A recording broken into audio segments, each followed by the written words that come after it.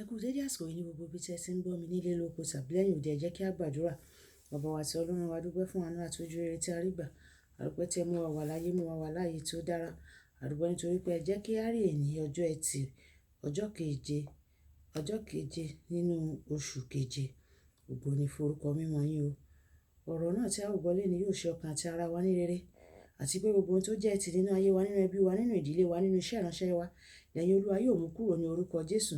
Ẹ̀yin Olúwa yóò sì rọ òjò ìbùkún àtọ̀run wa lé wa lórí, tó bẹ́ẹ̀ gẹ́ tí agbo àti àgọ́ wa kò ní lè gbà.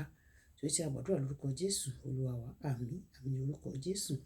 Ìwé ọ̀run ṣíṣí tí a ti ọwọ́ olùṣọ́ àgùntàn Enoch Adeboye kọ. Àkòrí tí a ó gbéyẹ̀wò lénìí ọjọ́ ẹtì, ọjọ́ keje, oṣù keje. Àkòrí sọ wípé ìbùkún láti òkè wá apá kẹta. Ìbùkún láti òkè wá apá kẹta. Nígbà tí a ó mú àkọsórí wa nínú ìwé Jòhánù orí ìkàndógún ẹsẹ̀ ìkejì.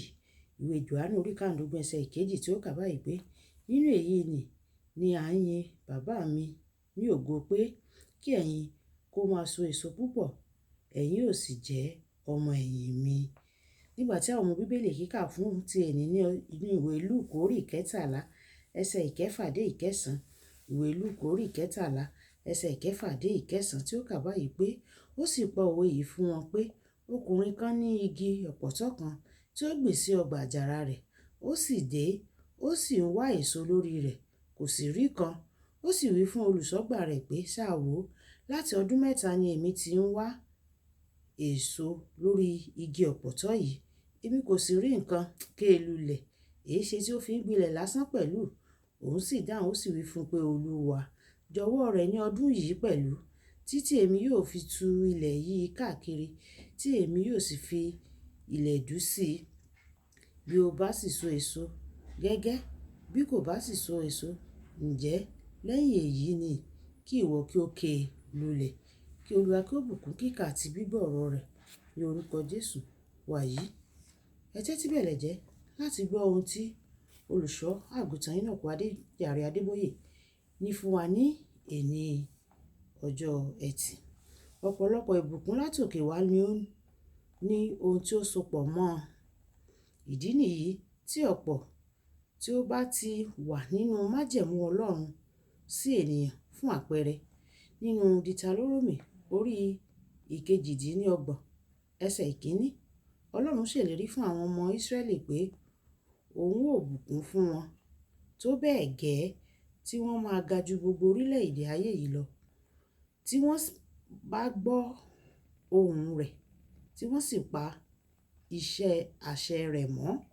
Ìdí pàtàkì fún ìbùkún látòkè wá ni láti mú kí ẹni tí a bùkún fún kí ó so èso, àti láti bùkún àwọn mìíràn pẹ̀lú. Síso èso jẹ́ ọ̀kan lára àwọn àmúyẹ ìbùkún Ọlọ́run. Àmúyẹ pàtàkì fún síso èso ni a rí nínú ìwé Jòhánù orí ìkàndógún ẹsẹ̀ ìkẹrin. Ẹ máa gbé inú mi, èmi ò sì máa gbé inú yín. Gẹ́gẹ́ bí ẹ̀ka tí kò lè so èso fún ara rẹ̀ bí kò ṣe pé ó bá ń gbé inú àjàrà, bẹ́ẹ̀ ni ẹ̀yin bí kò ṣe pé ẹ bá ń gbé inú mi. Ìbéèrè náà ni pé, báwo ni mo ṣe lè máa gbé inú àjàrà? Ìdáhùn sì kò jìnnà rárá. O gbọ́dọ̀ kọ́kọ́ fi ara àjàrà, o gbọ́dọ̀ kọ́kọ́ di ara àjàrà nípa dídáhùn sí ìpè Jésù nínú ìwé Mátíù orí ìkọkànlá ẹsẹ̀ ìkejìdínlọ́gbọ̀n títí dé ẹsẹ̀ ọgbọ̀n. Tí o bá jẹ́wọ́ rẹ̀ gẹ́gẹ́ bí Olúwa àti olùgbàlà rẹ, wà á di ara àjàrà Jésù Kristi Olúwa. Agbọ́n tàbí ìgbésẹ̀ tàbí ìpele tó kàn ni láti gbé nínú Jésù. Gbígbé nínú Jésù túmọ̀ sí gbígbé gẹ́gẹ́ bí àṣẹ rẹ̀. Jésù sọ nínú ìwé Jòhánù orí ìkẹjọ ẹsẹ̀ ìkọkànléníọgbọ̀n, bí ẹ̀yin bá dúró nínú ọ̀rọ̀ mi, nígbà náà ni ẹ̀yin jẹ́ ọmọ ẹ̀yìn mi ní tòótọ́. Ó sì sọ nínú ìwé Jòhánù orí ìkàndógún ẹsẹ̀ ìkẹwàá, bí ẹ̀yin bá pa òfin mi mọ́, ẹ ó dúró nínú ìfẹ́ mi, gẹ́gẹ́ bí èmi ti pa òfin bàbá mi mọ́, tí mo sì dúró nínú ìfẹ́ rẹ̀. O lè so èso ẹ̀mí bíi ti Pétérù tó wàásù tó sì jèrè ẹgbẹ̀rún mẹ́ta ọkàn sí ìjọba Ọlọ́run.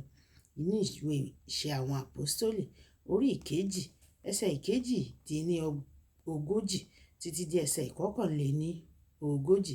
Tàbí tí ó wo ọ̀pọ̀lọpọ̀ aláìsàn sàn pẹ̀lú bíi ti Pọ́ọ̀lù tó wo ọ̀pọ̀lọpọ̀ aláìsàn sàn pẹ̀lú gèlè àti ìbàǹtẹ́ rẹ̀. Ìwé Ìṣe àwọn Àpọ́stélì orí ìkọkàndínlógún ẹsẹ̀ ìkọkànlá títí dé ìkejìlá. Ó tún lè èso látòkè wá bákan náà ní ti ìní bíi ti Ísákì tí ó di ọlọ́rọ̀ jaburata títí odidi orílẹ̀-èdè fi ń ṣe ìlara rẹ̀. Ìwé Jẹ́nẹ́sísì orí ìkẹrìndínlọ́gbọ̀n ẹsẹ̀ ìkẹrìnlá títí dé ẹsẹ̀ ìkẹtàdínlógún. Síwájú sí i, ó lè so èso ti ara tó bẹ́ẹ̀ gẹ́ tí okun rẹ kò ní lọ ní ọjọ́ ogbó rẹ bíi ti Mósè. Nínú ìwé Dìtàlórómì orí ìkẹrìnléníọgbọ̀n ẹsẹ̀ ìkeje. Olùfẹ́, bí a ṣe kà nínú Bíbélì wa ti ẹ̀ní, ó léwu láti má so èso tí o bá jọ̀wọ́ ayé rẹ fún Jésù tí o sì gbé gẹ́gẹ́ bí ìfẹ́ rẹ̀ fún gbogbo ọjọ́ ayé rẹ. Wà á ní ìrírí èso síso nínú gbogbo ìpele àti ìgbésẹ̀ ayé rẹ. Àdúrà pàtàkì. Bàbá, jọ̀wọ́ jẹ́ kí n ní ìrírí síso èso ní gbogbo ìpele ìgbésẹ̀ ayé mi lórúkọ Jésù. Bàbá, jọ̀wọ́ jẹ́ kí n ní ìrírí síso èso ní gbogbo ìpele ìgbésẹ̀, ipa tàbí agbọ́n ayé mi ní orúkọ Jésù. Bọ́kọ̀ bá lọ sókun tó bá lọ sọ́sà á padà sí èbúté bí tí a fi àdàgbà ètò ọ̀run ṣíṣí kíkà tí ẹni sí. Olúwàbùkọ́lá ya kó tẹnu sí ìyá ẹni rere ní òkà. Bá táwọn máa pàdé lọ́la. Ó dàbọ̀.